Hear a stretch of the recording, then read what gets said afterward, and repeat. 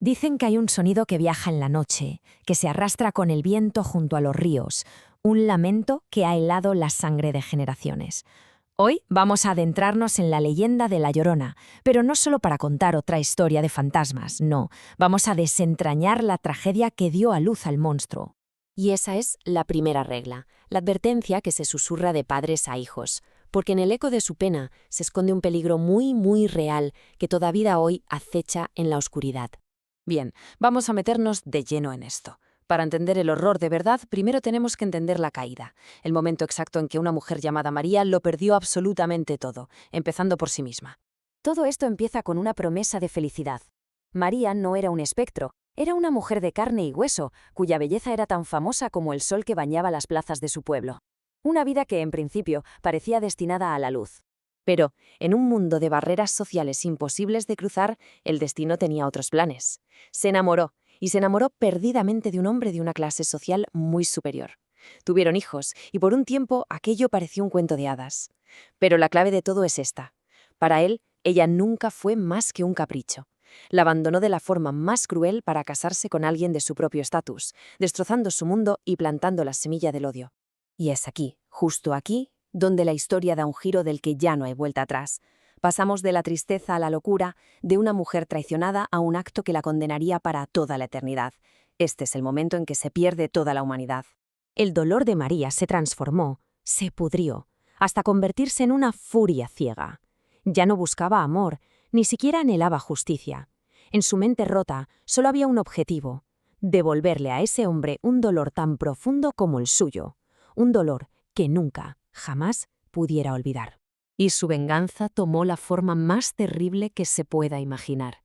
Llevó a sus propios hijos, la prueba viviente de su amor traicionado, a la orilla del río, y allí, en un arrebato de locura total, los hundió en las aguas oscuras hasta que sus pequeñas vidas se apagaron. Solo cuando el silencio más absoluto reemplazó sus gritos, la realidad la golpeó como un rayo. El peso de lo que había hecho fue tan insoportable que su corazón simplemente se detuvo. Murió allí mismo en la orilla. Pero la muerte no fue su final. Digamos que el cielo le cerró las puertas, o que una fuerza más oscura la encadenó a este mundo, negándole el descanso. Fue condenada a vagar eternamente, atrapada entre el mundo de los vivos y los muertos, buscando a los hijos que ella misma había matado. Ahora veamos cómo la tragedia de su pasado se ha convertido en el horror que acecha en nuestro presente. La mujer murió, sí, pero el monstruo nació, y sus actos son mucho más que un simple lamento en la noche. Que nadie cometa el error de pensar que es un espíritu inofensivo atrapado en su propio dolor. Para nada. Su pena es activa, es peligrosa. Es, de hecho, la encarnación del miedo a que el amor más puro, el de una madre, pueda corromperse hasta ser una amenaza letal.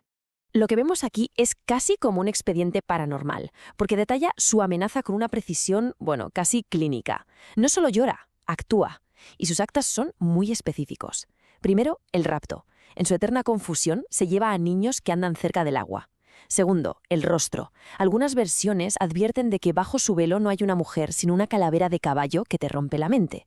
Y tercero, el presagio. Su simple presencia ya es un anuncio de muerte para quien la ve, o para alguien de su familia.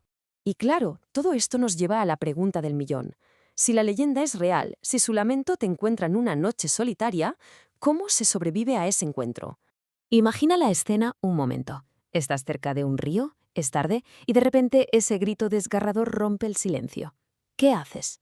La respuesta podría ser la diferencia entre seguir tu camino y, convertirte en parte de su historia. Las reglas son sencillas, pero seguirlas es una prueba de fuego, porque va en contra de todo instinto. ¿Lucharías contra las ganas de ayudar a una madre que llora? Pero tienes que resistirte.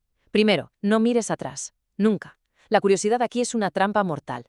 Segundo, no respondas a su llamada. No le ofrezcas compasión. Y tercero, y esto es clave, corre. Corre siempre en dirección contraria al sonido. Y recuerda, si suena lejos, la tienes encima. Y esto lo deja clarísimo. Ella no busca perdón, busca compañía en su tormento. La Llorona es un miedo que compartimos en casi toda Hispanoamérica, pero su historia se adapta, cambia, evoluciona. Es como un espejo de los miedos más profundos de cada cultura: la traición, la maternidad, la pérdida. La versión que hemos visto es una de las más conocidas, pero cada pueblo, cada río, parece tener su propia variante. Y eso nos deja con una pregunta final: ¿cuál es la historia que te contaron a ti?